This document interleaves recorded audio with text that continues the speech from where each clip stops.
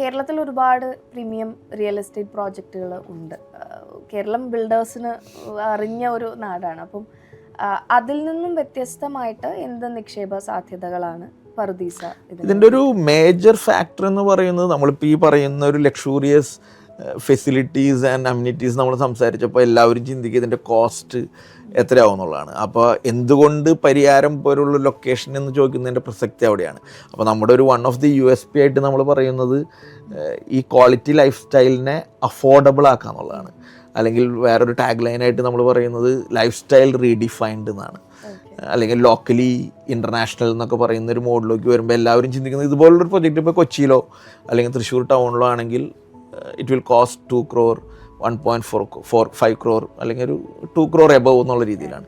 നമ്മളിതിനെ ഒരു വളരെ കോസ്റ്റ് എഫക്റ്റീവായിട്ട് അതേസമയം ഈ സർവീസിനെ നമ്മൾ ഫോക്കസ് ചെയ്തിട്ട് നമ്മുടെ ഒരു വിഷൻ എന്ന് പറയുന്നത് ഒരു 60 lakh ഓൺവേർഡ്സ് നമുക്ക് ഇതിലുള്ള അപ്പാർട്ട്മെൻറ്റുകളും അതിന് കുറച്ചും കൂടി പ്രൈസ് കൂട്ടി ബിലോ 1 crore നമുക്ക് ഇൻഡിപെൻഡൻറ്റ് വില്ലകളും കൊടുക്കാവുന്ന രീതിയിലാണ് ഇതിൻ്റെ ഒരു മാസ്റ്റർ ലേഔട്ട് തയ്യാറാക്കിക്കൊണ്ടിരിക്കുന്നത്.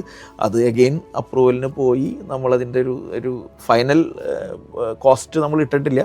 പക്ഷേ അങ്ങനെയാണ് അതിൻ്റെ ഒരു വിഷൻ.